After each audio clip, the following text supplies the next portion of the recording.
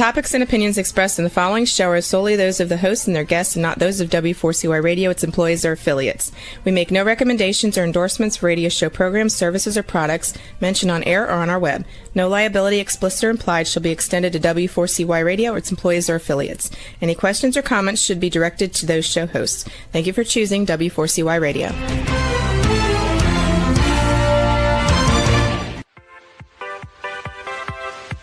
Welcome to the Ask Good Questions podcast, broadcasting live every Wednesday, 6 p.m. Eastern Time on W4CY Radio at W4CY.com. This week and every week, we will reach for a higher purpose in money and life, as well as a focus on health and wellness. Now, let's join your host, Benita Bell-Andersen, as together we start with Asking Good Questions. Hey, good day, and welcome to the Ask Good Questions podcast. I am your host, Benita Bell-Andersen, and today we're going to be delving into a subject that has to do with money and life, and we haven't ever dealt with this subject before. And so today is going to be an inaugural time to talk about this subject. It's so important. I'd like to invite my guest, John Collins, to the proverbial podcast stage. Welcome, John. Thank you, Benita. Appreciate it. Yeah, you're coming at us from Michigan, right? Right. Is it nice and snowy there right now? We actually did get a blanket of snow this morning. So here we are in mid-March, still blessed with some snow on the ground. Great. Well, John, I'm going to tell everyone a little bit about you. John is dedicated to helping renters achieve home ownership with $0 down. Through his initiative, which he calls Own the Roof, I love the name too, he has empowered thousands of families to break the rent cycle and build wealth using grants and down payment assistance programs. With 37 years of experience in real estate and sales, John discovered his true calling in 2012. So 14 years ago now, John, huh? 14 years, just flies right by. I know it does, doesn't it? Mm-hmm. And he calls this Homebuyer education, which I had never heard before. What began as simple Craigslist ads grew into Facebook Marketplace outreach and now a nationwide webinar platform serving renters across the U.S. His message bridges the possibility gap, the belief that homeownership is completely out of reach versus the reality that assistance programs make it possible. He helps renters understand they don't need 20% down, perfect credit, or expert financial knowledge. They just need the right guidance.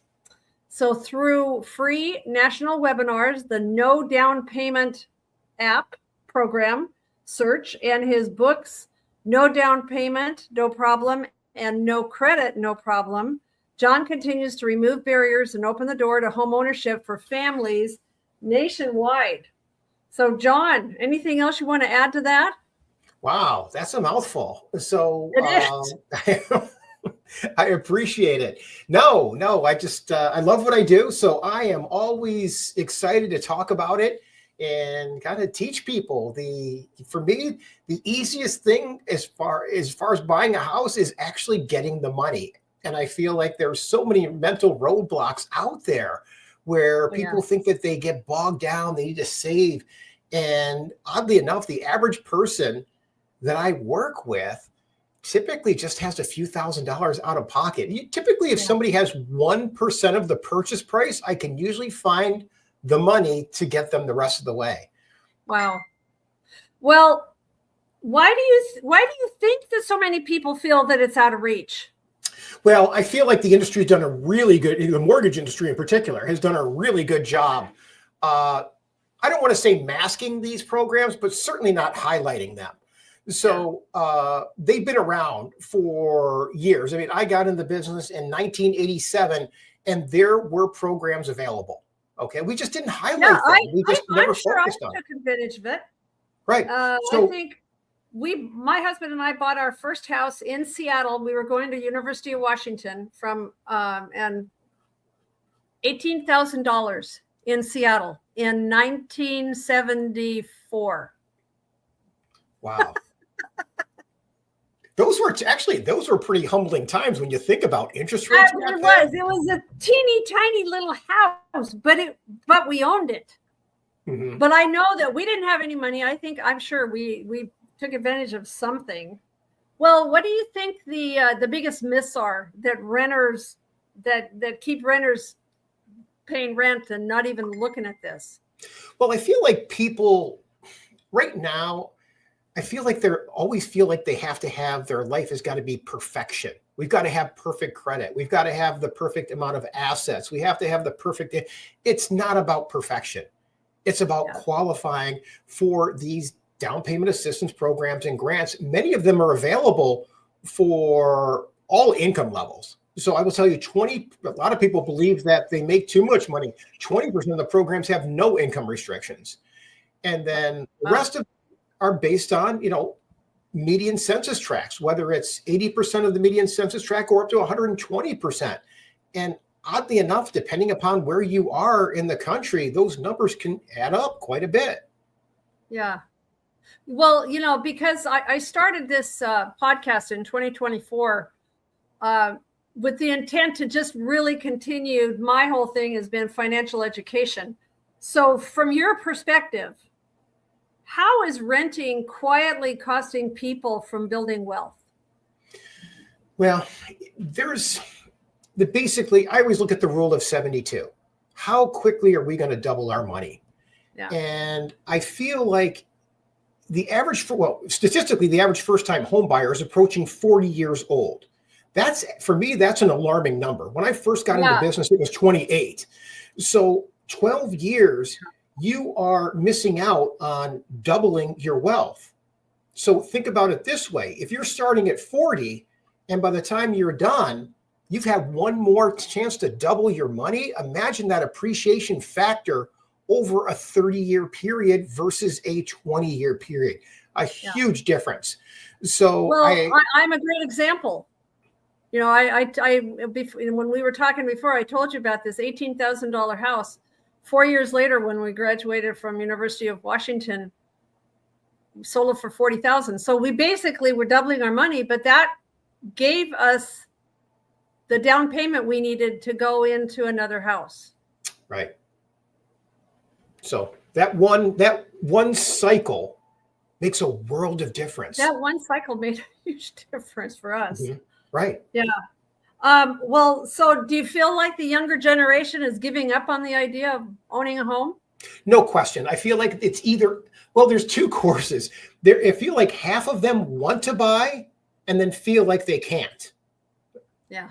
And then the other half it's for them, it's just not a priority until they understand the investment side.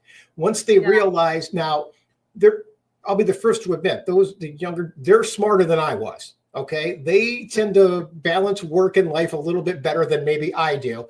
I'm the tail end of the boomers, and we were just told, just be quiet and go to work. So that's what I still do, I guess. But just the same, I feel like once the other half realizes the amount of money that they're leaving on the table from an investment side, it starts to add up in their minds. So I feel like the switch is slowly going on for them.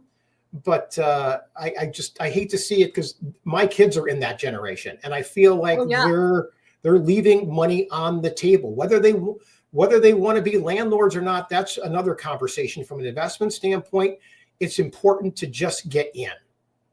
Yeah. So we've mentioned this possibility gap. What do you mean by that? What's a possibility gap? What I mean by that is that you don't have to save up 20%. The down payment assistance programs and grants make it possible. They're very flexible on credit. So for example, just to toss some numbers at you, Los Angeles, $160,000 right now. Miami's offering $200,000. New York actually has one program that just exceeded $300,000. My marketplace, I'm in southeastern Michigan. I have a program that I just quoted someone that is offering almost $100,000 for a home that is going to be about $200,000. So don't get me wrong. Those are isolated incidents. On average, I think most of the people are able to tap into about 38,000. But if we structure it the right way, this money in many cases is, I hate to say free, but it really is free. Sometimes when it comes to down payment assistance, there's 3 different sleeves. The first one is own the home for 3 years. Boom, you get to keep all the money. Obviously, you want to try to tap into that and grant money. Okay, that's always free. So those are always the first 2 that we want to shine a light on. The second sleeve is more down payment assistance, where you have to pay the loan back when you sell the house, but you get free use of it. So, if I'm going to give you $30,000 today, and in 30 years, you just got to pay it back and free use of it, why wouldn't you? I mean, that's a gift. Right. Yeah. And then the third is where they actually do have structured payments and things on that. I don't do many of those. Those really aren't the most favorable products to jump into for everyone. But unfortunately, I feel like the mortgage world kind of paints these products in a light where, oh, you don't want those, they're higher interest rates, you got to pay them back. They focus on the worst. And I find that most lenders only do 2 or 3 products. So there's really no guarantee that you're going to step into what's the best fit for you, unless it's just a luck of the draw. Right. So that's why I basically launched the educational products that I do for free, is just to teach people you want to try and find the products first. So for example, we're actually developing an application that'll be launching shortly where people can put it in any address in the country. Actually, you can do that right now on our website, and it'll tell you exactly how many programs are available for that particular property. From there, it's going to give you the amounts. It's going to give you whether it's a percentage of the sale price. It'll give you all those options. Then we can pin down, okay, what lenders are actually offering those. So I feel like the real estate world used to be where everybody went to the real estate agent, and then they kind of pointed you towards the mortgage company. Right. And that was about 30 years ago. And I feel like the mortgage world has really done a very good job remapping that. So now people go to the mortgage companies for the first stop just as much as their local real estate agent. Mm-hmm. Mm-hmm. When the truth be told, you really need to seek this money yourself, then find the lenders that are actually doing it. And more importantly, a lot of these programs we can stack on top of each other. So the one that I mentioned in my neighborhood is $100,000. It's a $75,000 down payment assistance program coupled with a $25,000 grant. So if you connect your wagon to the right train, we can usually stack these programs, which just takes it to a whole different level. Right. Well, and the thing is that having somebody like you, oh my gosh, if there's anything I've learned in my life about asking the right questions, it is find somebody who's been through it who can help you. And like, you're like a perfect example of, they're not out anything if they at least go look. Right. No, they're not out anything at all. So it's, for me, there was more an aha moment because I went through it firsthand about 15 years ago. I was a principal in a mortgage company, principal in a title company. And unfortunately, there was some embezzling that went on and everything came crumbling down. And after that, there was just a huge financial reset for me. And rather than hop on that treadmill again, I really had this aha moment that I don't know if just chasing numbers and sales was something I was in tune with. So my wife and I made a decision that, I really enjoy education. And as we were rebuilding, I actually qualified for some down payment assistance money.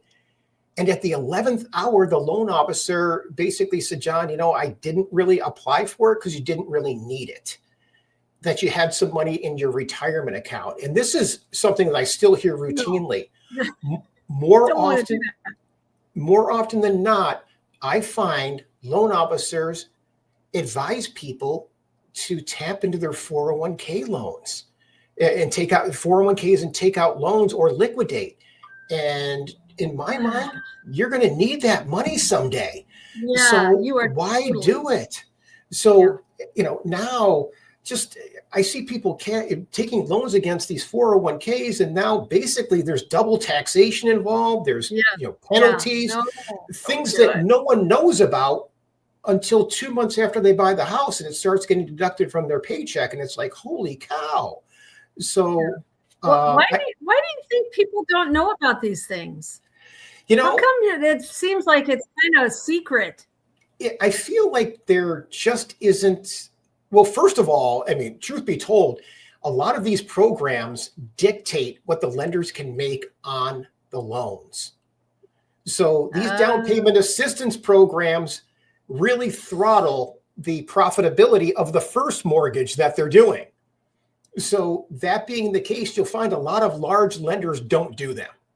Okay, they don't like to be told how much profit they can make, but there are a lot of what I call regional banks, mid-level banks, where they have to comply with the Community Reinvestment Act. And as a result, they always have money to push the streets, and they do a much better job.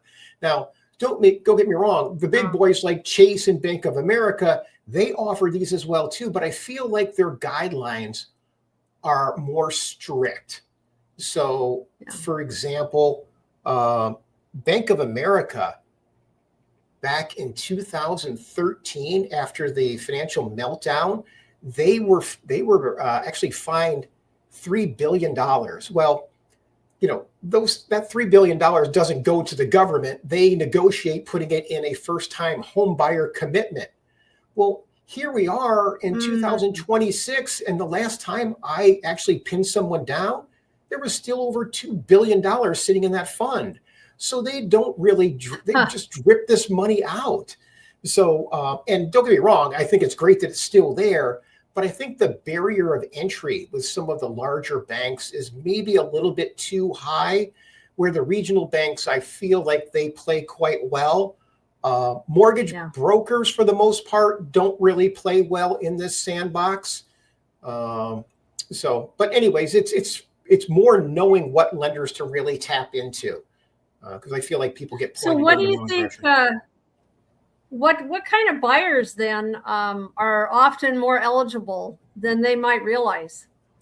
Well, it is still a credit score driven industry, but I find as long as your credit score is above a 580, there are usually options out there. It's just a function of pointing people in the right direction. So, and occasionally we do see programs that are true grant funds that have no credit restrictions at all. So, for example, we just had one that rolled out yesterday that we're quite busy with that has no credit score restrictions. So what we do then is we take that grant money, which is actually $25,000, and as a result, if you start putting 10% down on an FHA loan, there are some lenders that will go down to 500 credit score. So it's amazing. You start putting money down an FHA loan, and they will go below that industry 580 credit score. Actually, technically, FHA doesn't have credit score requirements. Most lenders have their own overlays that go on top. Well, is there a catch when people, people might say $0 down, there's got to be a catch. Is there a catch, John? No. So what it is, so typically what we do is you're going to get an underlying mortgage. Okay. You're going to get maybe a conventional loan or an FHA loan, VA, USDA, one of those loans. So you're going to be underwritten for that. The down payment assistance money just goes on top of that. Okay. That's why it's down payment assistance, of course. So the only, if there really are no catches as long as you understand what you're stepping into, because each product is a little bit different, whether it has, is forgivable after a few years, whether it's a free grant up front, or whether there are some repayment terms, or whether you pay it back when you sell it. So as long as you go in with your eyes wide open in those options and just ask good questions, I think most sellers don't even know. because by the time we get to closing, they're usually scratching their head. How is it this guy's showing up with a few $100s out of pocket? And then the conversation comes up. Oh, hey, this guy, John, hooked me up with some down payment assistance programs, or whoever else I coach. Right. Well, so basically what you're saying is someone can use grants and down payment programs to lower what they need out of pocket, because I think that's the barrier, right? They're just saying, Correct. I don't have any, I haven't saved anything. Right. Most of the people that I work with are coming from rental situations, and they stumbled across my webinars, and I call it, we duct tape those deals together. So they don't have a down payment. So they just, if they're buying a $300,000 house, I'm like, okay, can you save $3,000 over the next 2 months? And they light up, of course. Well, then we're there. So it's just a function of how we structure it. There are so many ways to get money to the table, whether it's down payment assistance or grants or lender credits. A lot of people don't even realize how much there is in lender credits if you know how to structure the transaction. Yeah. So, there's another term you use, and that was grant stacking. Yes. So explain that, pull that apart a little bit. So what was grant stacking? So a lot of times grant stacking is if sometimes there are multiple grants out there, and they will let us stack one on top of another, as long as it's not an actual lien on the property. So here's an example. I had someone that purchased a home with a $25,000 grant.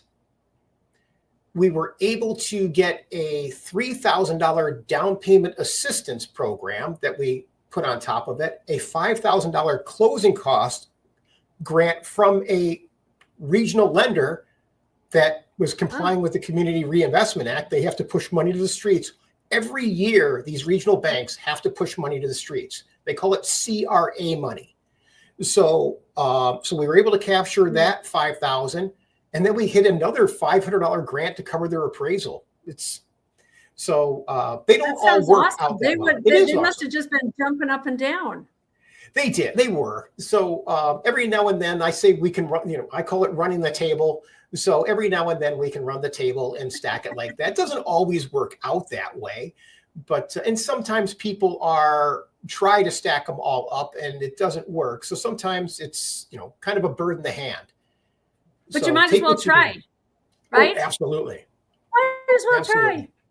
Mm-hmm. Well, what about that person that says my credit is terrible? Well, that's happening more often. The person with bad credit, what do you do? So bad credit. So that's the second biggest holdback. It's people think it's the money. Then there comes the credit. So I actually do a credit boosting webinar. And right now, with the way AI is, oh my gosh, I feel like you are almost foolish to not tap into AI for that. So for example, I always tell people, go out to freeannualcreditreport.com, download your free reports, save those in a PDF format, and upload those to artificial intelligence. Whether it's ChatGPT or Claude or whatever your favorite is, and ask it, please read these reports, draft the letters to dispute these, whatever items there are, and it will spit it all out for you. It's absolutely amazing what's going on in the credit boosting world. So let's talk about some first steps for renters. So what would be the very first step a renter should take if they want to start exploring this whole thing? Okay, great question. So in my mind, the first step is you really want to find out what area you want to call home. A lot of these programs are based on geography. So it depends on, oddly enough, many of them basically go by the census tract data. So, oddly enough, you can have two houses right next door to each other, two totally different programs. So you want to pin down what area you want to be in. From there, I tell people, find out what programs are out there. And then take a look at them, get to know them. That's where your database comes in, right? Right. Because you've got that whole... You can go right to my website, Own the Roof. And if you just look for program searches, we have a link where you can do that right now. We're soon going to have the app. Actually, I think it might actually be out on the Google Play Store already. And we call that Zero Down Scout. There's over 3,000 programs in our database right now that people can go in and search. So Apple should be up in the next day or so. Actually, so by the time this podcast hits, they'll be up and running. So, cool. So just go look for Zero Down Scout, and it'll be up on the Apple Play and Google Store. I can see where somebody might get overwhelmed. How can someone figure out which programs apply to them without getting overwhelmed by the whole process? So there are some filters. So as you go in, you can put in a property address. You can certainly put in a purchase price. Whether their comfort level is there or not, I put in your income. Some of these do have income restrictions, and how many people are in your household. So the more information you put in, the more accurate the answers are going to be. From there, it will spit out typically anywhere from 10 to 50 programs sometimes. So then you want to sift through it. It can be a little overwhelming. The app does tell people what the chances of success are with regards to getting approved for it as well, too. But you can always go into one of the chat rooms or reach out and schedule an appointment right through our website. You can book a free call with us, and we're happy to help you pick out what programs are the best. Because what you don't want to miss on is going with the wrong lenders.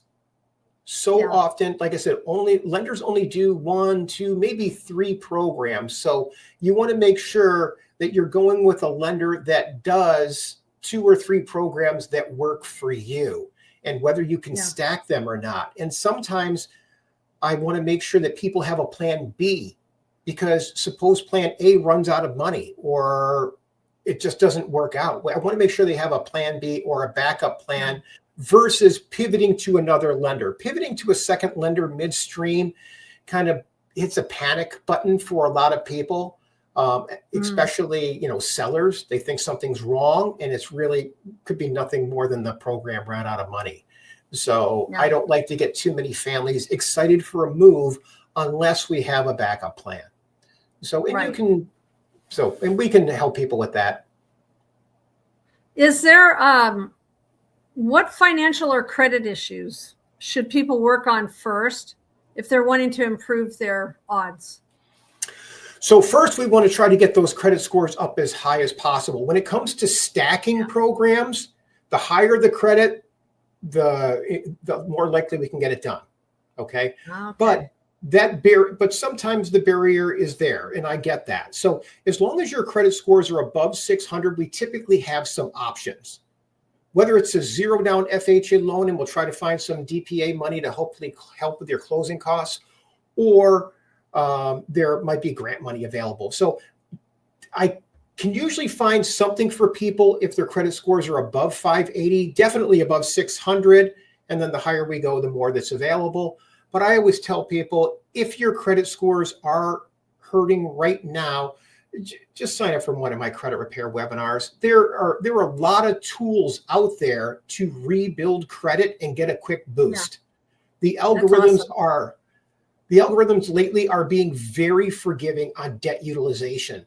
So if there's one thing I can tell people, pay those credit cards down, try to get those balances below 30%.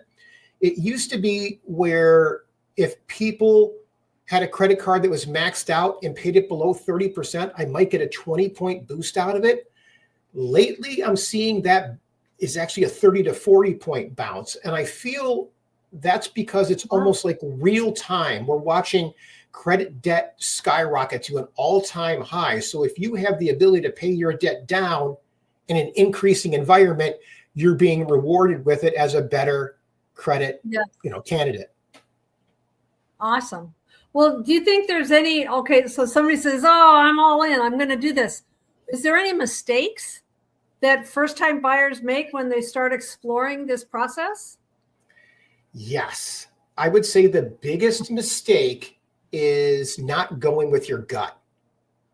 Always go with your gut. Okay. If I don't go with my gut, it's usually going to cost me time or money or both. So go out, try to know the answers to the questions before you ask them, just to test that you're working with the right people. Okay. It's not crazy to ask your real estate agent or your loan officer, hey, what down payment assistance programs do you have? How many have you done of them? And just to get a feel for how proficient they are. So even in the organizations and loan officers that I work with, you don't want to be somebody's learning partner. Okay. You want to work with experience, because experience is what gets you across the finish line. And more importantly, they're going to get you across the finish line in the least bumpy path. Well, so thinking about the people that you've worked with, where have you seen somebody turn from a denied buyer to a successful homeowner? A lot of times I find that the deals just aren't structured the right way. So, and it's just inexperience. So, and don't get me wrong, everyone has to learn. So I am all about teaching. Well, you can tell with my website, I give away courses, I give away my books, I give away all of it. Okay. So I'm a big proponent of teaching. I am betting. I'm feeling I'm getting this little, I'm like, sometimes I'm inspired to ask something kind of out of the blue. Somebody out there is going to be asking, what's in it for you? Why are you doing this for free? Oh, great question. So the places that I refer you to, they help pay for the education. Okay. Absolutely. Oh yeah, no, I'd say so. My goal is if I can get, some of your listeners and watchers to basically see that, hey, wow, John, you got me connected with $50,000. Okay, now the next thing, we're going to find an agent in your area that's proficient in getting these across the finish line. Okay. And it's not as easy sometimes as people think. And I feel like a lot of people in the real estate world shy away from these transactions because they think they're a little bit tricky. They're really not. It's just one additional submission for a lender to go to a down payment company or a grant. It's all digital nowadays. It may take another couple of days, but that's not a big deal in the scheme of things with the amount of money we're talking about. So I want to make sure that we're going to hand you off to somebody that's proficient in the area that you're looking in. Okay. The last thing we need to do when we're negotiating an offer is the seller doesn't need to know where you're getting your down payment from. So if you're taking your money out of an investment, we don't tell the seller you're taking your money out of your Merrill Lynch account. Why would they? No. Why would we tell them you're getting it from a down payment assistance program? Now, if the seller asks me, no question, we're going to be upfront about it, but we're going to educate them at the same time that, we're using a down payment assistance program. We've been very successful about it. Would you like to talk to the loan officer and get comfortable with it? So, we don't want to shy away. We want to embrace it. But at the same time, I find too many people tip the buyer's hand more than they need to, if that makes any sense. Right. Well, do you have an example of a family or an individual who thought buying was going to be impossible and they ended up purchasing a home? It happens all the time. I just had one a couple of weeks ago, and I'll never forget it because her name was Tracy Gibson, and she was buying actually in Detroit. And Tracy was using a zero down grant program through a regional bank here called Flagstar Bank. So Flagstar has a zero down grant where they actually give people conventional loans with no money down and no mortgage insurance. That's the reason I like it. It really keeps those payments low. So if you tell anybody in the industry a zero down conventional with no mortgage insurance, they think you're crazy, but it exists. They've had this program for 7 years. They approve it all in-house, only requires a 600 credit score. So very easy, nice, predictable, smooth process. Now, the reason we went this route is it was just quick. Okay. She was in a stressful situation where the home she was renting had no heat and the landlord was not doing anything to fix it. So we were able to get this done very quickly for her. Now, what was funny about it was we were like a week and a half into it. And I'm like, okay, Tracy, we're going to schedule the closing a week from today. And she was like, I didn't really think that you were going to pull this off, John. So it was just, it was funny. I'm like, come on, Tracy. It's like, I mean, I always tell people, don't take this the wrong way. I'm not here. I don't want to waste my time, and I don't want to waste other people's time too. You're the fairy godfather, John. Well, I don't know about that, but just the same, it was funny because the way that she put it. Now she's like one of my biggest fans. She goes on my webinars all the time, sings my praises and this and that. So people would think I pay her, but I don't. But that's just the way it worked out. So it's fun when you get stories like that. And there are always people that get referred to me.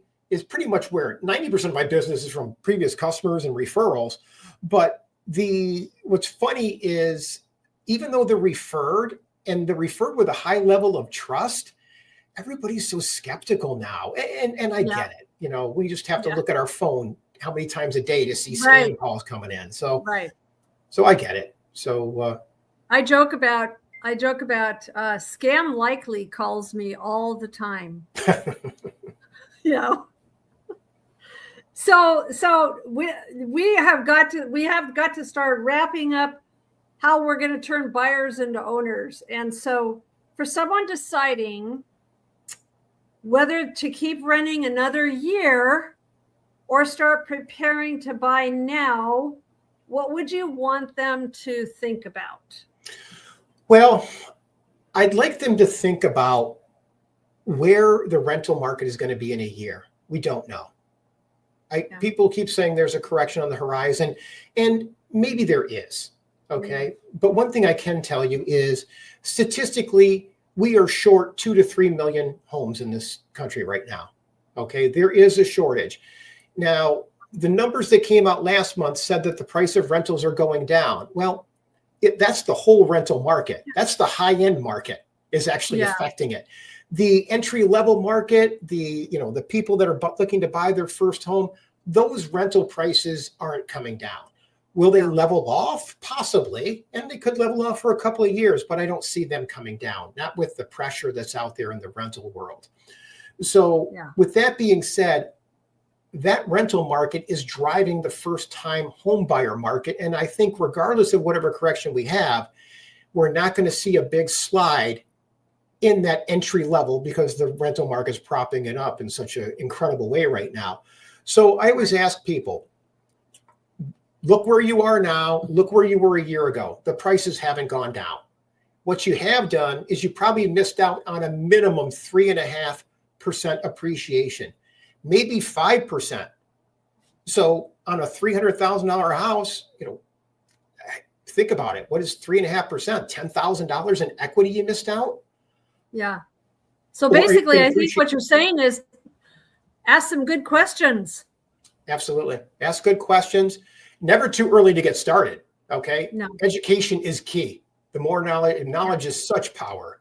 So I always tell people, ask as much as you possibly can. Go in with your eyes wide open. And more importantly, I find that there are a lot of people in the entry level area that are flipping houses. This is actually a pain point I'd like to address, that are doing the equivalent of putting lipstick on houses. Do not get caught up on lipstick right now. Okay. Look for homes that are around that are structurally sound. Don't get caught up on the paint and carpet. You can change that stuff at a very reasonable price. Right. Well, our time is coming to a close. I'm always amazed at how quickly the time goes. And so I want to start thinking about what do we want to leave them with. Also, I just want to remind everyone that John's information is going to be on my website. I have a place where I have downloads for guests.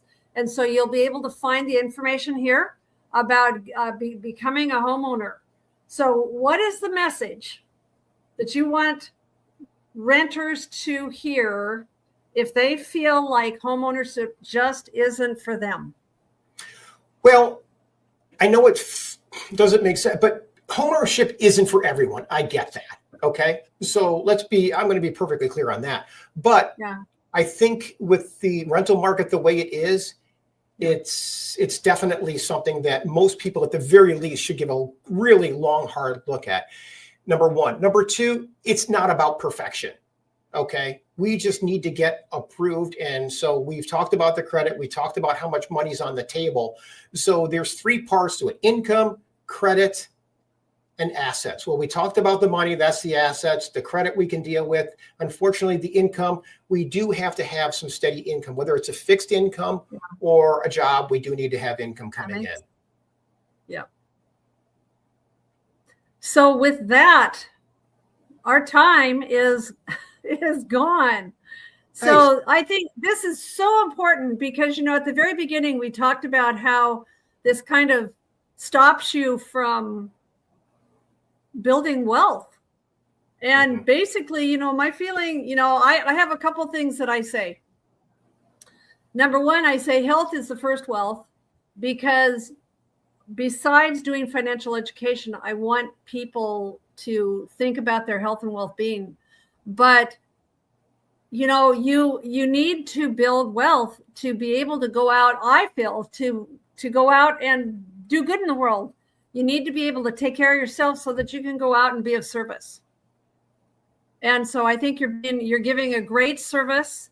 This is something that I was like, when I saw this, I was like, this makes so much sense, because people really don't know where to turn. So any closing thoughts? No, please reach out to me. My website, owntheroof.com, and any of your listeners looking for a free copy of my book, you can go to owntheroof.com/free book, and it'll be emailed to you.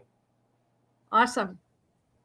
So with that, thank you so much for joining me today, John. Thank you for having me. And best of luck with all those people and turning all those renters into future homeowners.